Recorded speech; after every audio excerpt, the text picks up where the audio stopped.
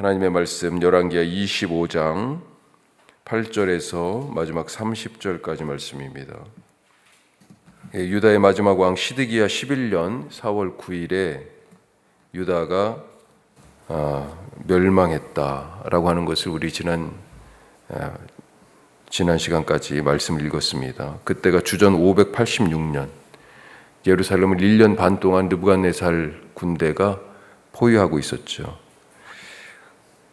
오늘 말씀은 그로부터 한 달 정도가 지난 후에 바벨론 군대가 그 승리의 사후 처리를 어떻게 하는지 보여주고 있습니다. 성전과 왕궁을 불사르고 예루살렘에 있는 귀인들의 집까지 다 불사르고 완전히 성을 잿더미로 만드는 거죠. 그리고 예루살렘의 보호막이라고 얘기할 수 있는 성벽을 허물어 버렸습니다. 이제 더 이상 예루살렘은 도시로서의 기능이 없어졌어요. 사람들은 어떻게 됐어요? 건물들은 이제 그렇게 됐고, 사람들은 처형당하거나 그 다음에 사로잡혀 포로로 가거나, 또 남아있는 자들은 비천한 자들로 포도원에 농사를 짓거나 하는 그 정도의 일 하는 사람들만 남겨놓고 사람들을 죽이거나 포로로 잡아갔습니다. 하여튼 남은 자들이 있기 때문에 그리고 땅은 하여튼 뭐 어떻게 할 수 없는 거잖아요. 그 땅과 비천한 자로 남은 자들을 다스릴 총독을 세우는데 사반의 손자 그달리아를 임명합니다. 그런데 이 총독 그달리아가요, 암살당하죠. 자세한 얘기가 예레미야에 쓰여 있었습니다. 자, 이렇게 시간이 지나 유다가 멸망하기도 전에 그 전 왕이었죠. 전 왕이었죠. 여호야긴 왕이었던 여호야긴이 포로로 잡혀갔었어요. 포로로 잡혀간 바벨론 땅에 여호야긴이 바벨론의 새 왕이 등극하면서 복권이 돼서 감옥에서 나와 머리를 들었다라고 하는 말로 이 열왕기 말씀이 끝을 맺습니다. 자, 오늘 이 유다의 마지막 그리고 그 이후에 이 말씀들을 보면서 오늘 첫 번째로 하나님이 떠나시면 무너진다. 하나님이 떠나시니까 무너졌어요.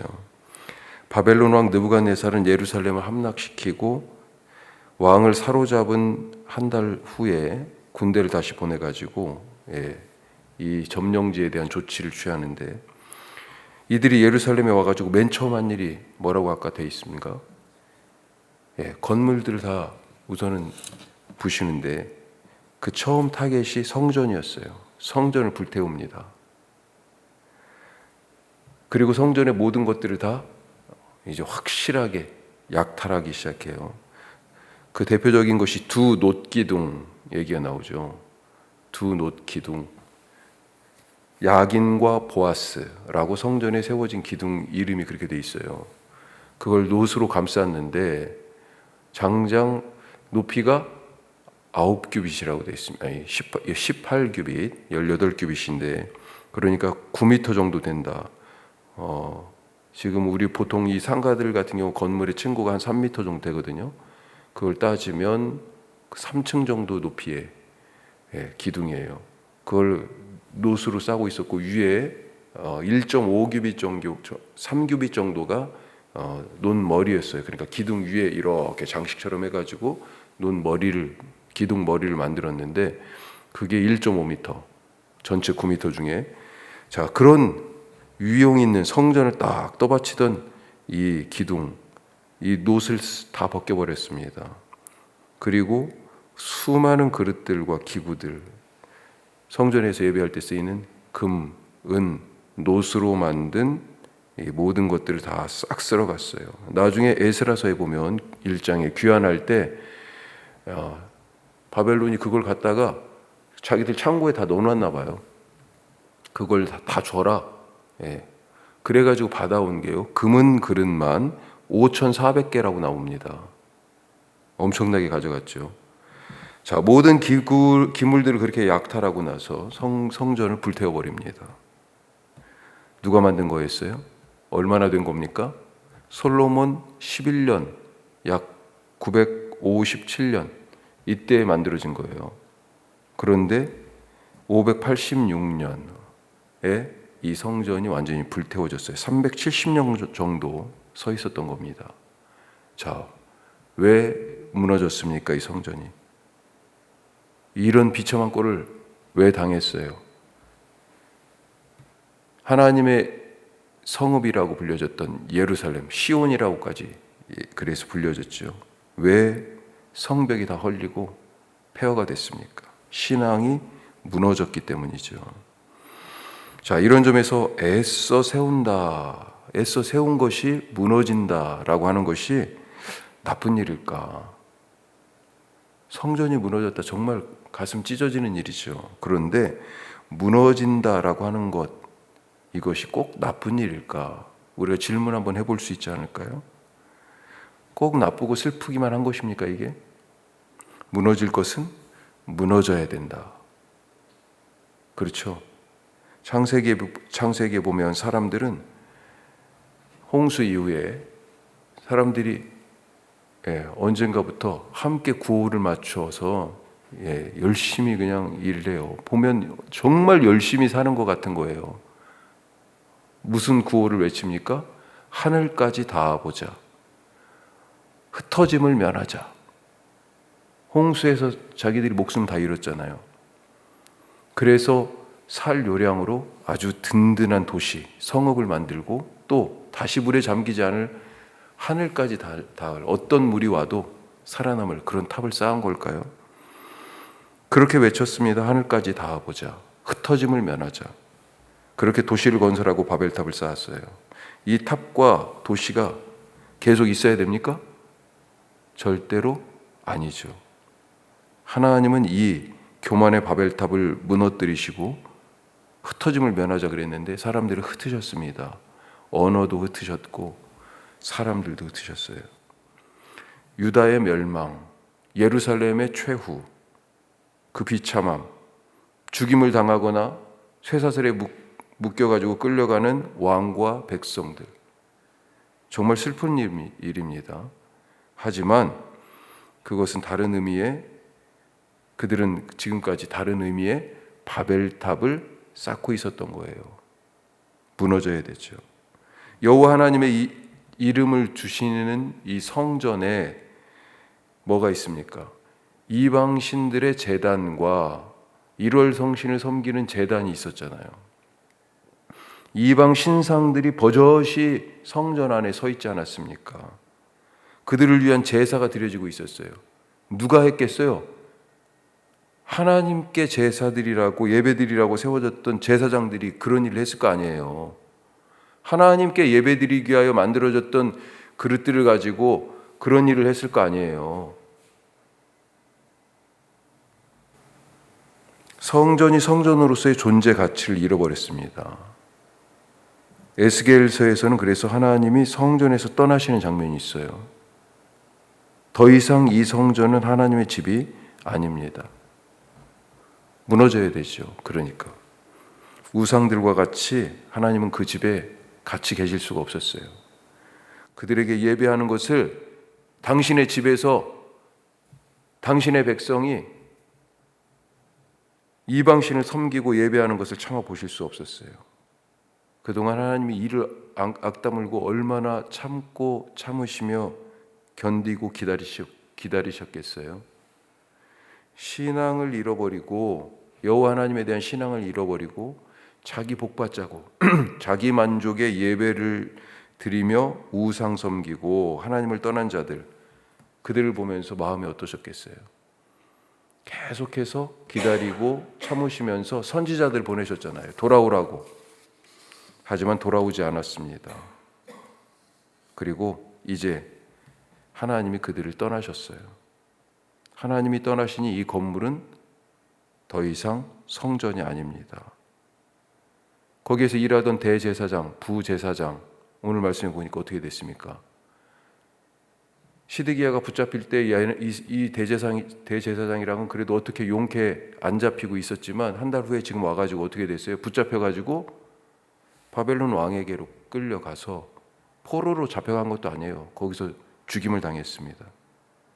이들은 나라의 위기에서 여호와 하나님보다 이집트 같은 강대국을 의지하라 라고 하는 그런 조언을 지속적으로 한 사람들이에요.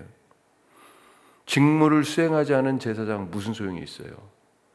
바른 말씀을 전달해 주지 않는 제사장 무슨 소용이 있어요? 성전이 무너졌는데 제사장이 무슨 소용이 있어요? 우리 인생은 어떻습니까? 하나님이 떠나시면 모든 것이 무너질 수밖에 없습니다. 자, 두 번째, 새로운 희망이 시작됩니다. 자, 오늘 말씀에 나타난 하나님, 또 다른 모습은요, 지독한 사랑꾼, 이렇게 얘기할 수 있을까요? 이런 유다를 보면서 정남이가 뚝 떨어지고 다시는 예루살렘 쪽으로 눈길도 두고 싶지 않으실 것 같아요. 네, 얼마나 사랑을 쏟아붓고 얼마나 돌보고 아꼈는데 어떻게 나한테 이럴 수 있어? 그래서 적골됐잖아. 보고 싶지도 않으실 것 같아요. 하지만 이 백성, 이 땅을 향한 사랑을 거두지 않으십니다. 열왕기가 어떻게 끝나요? 지금 우리가 읽었지만 유다의 패망으로 끝나는 것이 아니에요. 이걸 예언자들은 그루터기라고 얘기했습니다. 나무가 싹둑 잘렸지만 그루터기가 남아있어요 아직. 그리고 그루터기에서 다시 새로운 것이 시작되는 것을 남은 자에 대한 신학, 사상으로 말하고 있습니다. 오늘 말씀도 보니까요, 유다의 패망으로 끝나는 것 같은데 아니에요. 보니까 나라가 멸망하기 전에 포로로 끌려갔던 여호야긴 왕의 이야기로 끝납니다.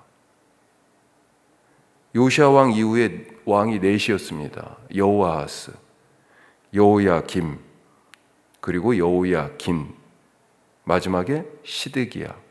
자, 이 중에서 여호야긴만 빼고 나머지 세 왕은요 다 요시야의 아들들이에요. 그러니까 이 세대로 보면 제일 아랫 세대가 여호야긴인 거죠. 겨우 세 달을 통치하고 어떻게 보면 참 운도 없이 겨우 세 달 통치하고 바벨론의 포로로 잡혀갔습니다. 그게 나라가 멸망하기 12년 전, 시드기야가 11년을 다스렸으니까 마지막. 자, 그런 여호야긴이 붙잡혀간 지 37년 만에, 그러니까 유다가 완전히 멸망한 지 25년 후에 바벨론의 감옥에서 풀려납니다. 느부갓네살 다음에 에윌무로닥이라고 그 자식이 왕이 됐는데 그때 복권이 되는 거예요. 감옥에서 나와서 머리를 들게 됐다. 자, 그리고 나서 여호야긴이 풀려나고 나서 25년이 또 지나서 538년이 됐을 때 이스라엘 백성들이, 유다 백성들이 고향 땅으로 돌아오는 포로 귀환이 있게 됩니다. 이 첫 번째 포로 귀환자들을 이끈 사람이 누구냐? 스룹바벨이에요. 와가지고 제일 먼저 뭐 했어요? 무너진 성전 다시 세웠잖아요. 그게 제2성전. 다른 말로 얘기하면 첫 번째 성전은 솔로몬의 성전, 보통 그렇게 얘기하고, 두 번째 성전은 그래서 스룹바벨 성전. 그걸 나중에 헤롯이 증축하죠. 이 스룹바벨, 이 포로 귀환자들을 이끌었던 스룹바벨이 누구냐? 여호야긴의 손자예요. 그리고 예수님의 족보에 보면 이 스룹바벨이 이제 나오는 거죠.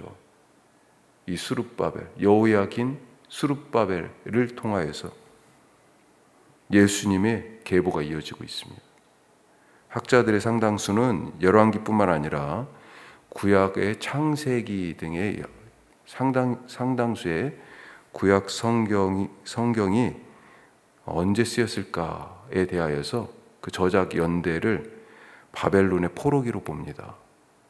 바벨론의 포로기. 이들에게 열왕기는 그래서 사실은 어떤 질문에 대한 대답이었냐면, 지금 우리는 그냥 역사책 하나를 본 것 같지만 사실은 당시 누군가 이 이야기를 듣는 청중들의 어떤 상황이 있었다는 거예요. 그 청중이 포로들 아니었을까? 그들에게 어떤 질문이 있었을까요? 신앙적인. 우리는 왜 고향 땅에서 안 살고 왜 우리는 여기에 포로로 잡혀왔을까? 나는 왜 포로의 후예로 살고 있을까? 또 한 가지 질문이 있을 거 아니에요. 현재가 그렇다고 그러면 과거에 비추어 또 한 가지 질문은 우리의 미래는 어떻게 될 것인가? 그런 질문이 있지 않았겠어요? 열왕기의 끝은 우리의 미래는 어떻게 될 것인가? 이 포로된 땅에 살고 있는 우리의 미래는 이라고 하는 이 말씀을 읽고 듣는 청중들의 질문에 대한 대답이다. 어떻게 돼요? 여호야긴의 석방 이야기. 하나님의 사랑이 다시 시작되었다. 새로운 희망을 품어도 된다. 라고 지금 말해주고 있는 것입니다. 우리를 향하신 하나님의 사랑, 날마다 다시 시작됩니다. 그래서 오늘도 희망입니다. 기대하시기 바랍니다. 오늘 하나님이 내 삶에 어떤 일을 행하실지 기도하겠습니다.